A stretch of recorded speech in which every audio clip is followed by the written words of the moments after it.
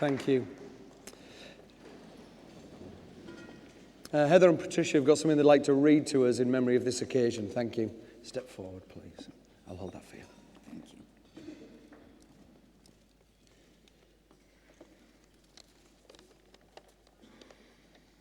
Honored guests, Cindy White, ladies and gentlemen, boys and girls. First, I want to thank you on behalf of Patricia and I for bringing us to London for this event at which we're honoring 2 Olympic athletes who have shown in their sport and in their lives values that were important to our father, Eric Liddell. We hope that these awards will encourage Brian and Debbie and everyone else here, especially the young people, to cherish these values of commitment, courage, and caring in relationship to God, others, and yourselves, values that were so important to our father at all stages of his life as a schoolboy, student, sportsman, teacher, and family man. We want to stress 2 aspects of our dad's life that seem particularly relevant today. I'll touch on the first one, and Trish will address the second. First, sport was not the most important thing in his life. He delighted in the ability of mind, body, and spirit that God had given him. Running fast was his way of praising God.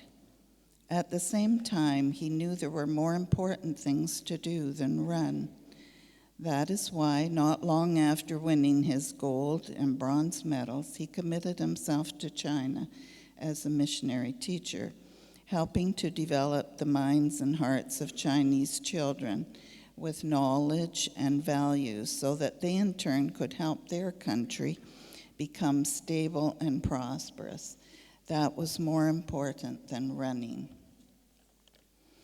For Eric Liddell, there were more important achievements than success, fame, wealth, or even national honor. For him, it was to walk always in Jesus' footsteps and to witness in word and deed God's love for everyone. I encourage and challenge you all to do likewise. Thank you.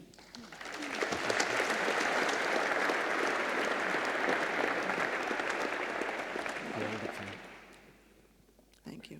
I'm also reading. At our age, we tend to forget little lines, and so this way it's all So in do front of I. us.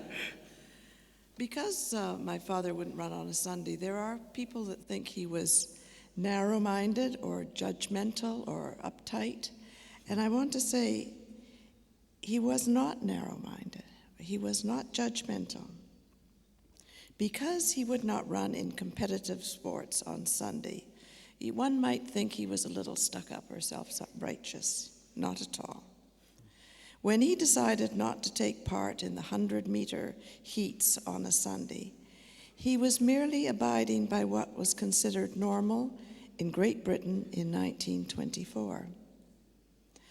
At that time in the UK, sports were never played on Sunday.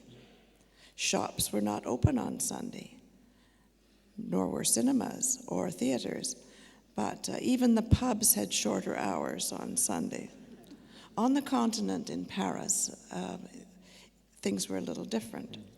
Eric was simply being consistent, conscientious, and faithful. Eric loved life. He loved people. He loved all people. He loved the Chinese people. He loved Florence, his wife, and his daughters passionately. He was cheerful, and he enjoyed jokes. He enjoyed having fun. He liked going to the beach.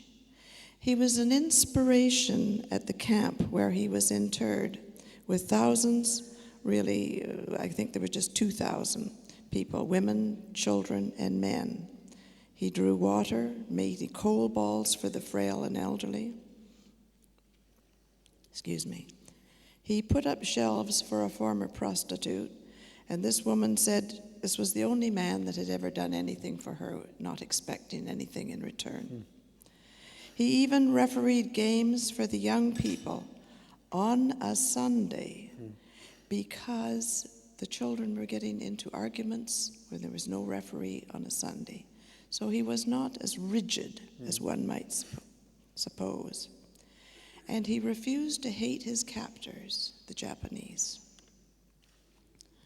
Eric Liddell was a remarkable man, not just because of his 1924 British 100 yards record, which lasted for, which I just found out, 35 years. Yes, that's quite incredible.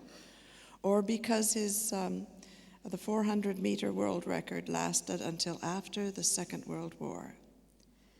He was remarkable because he gave a golden witness of Christian faith, hope, and love.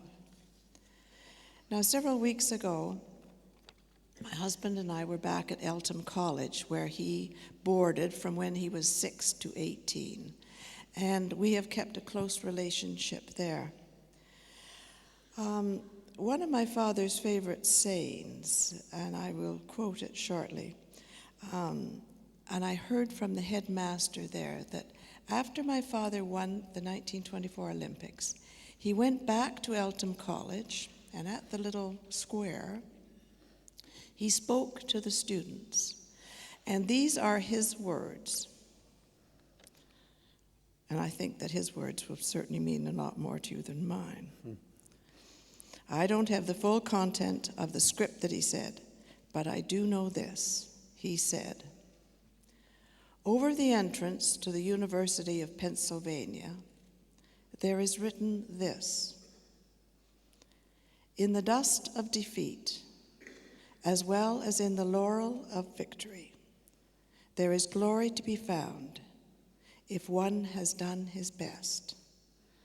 There are many here who have done their best, but have not succeeded in gaining the laurel of victory. To these there is as much honor due as to those who have received the laurel of victory." Thank you. Wonderful.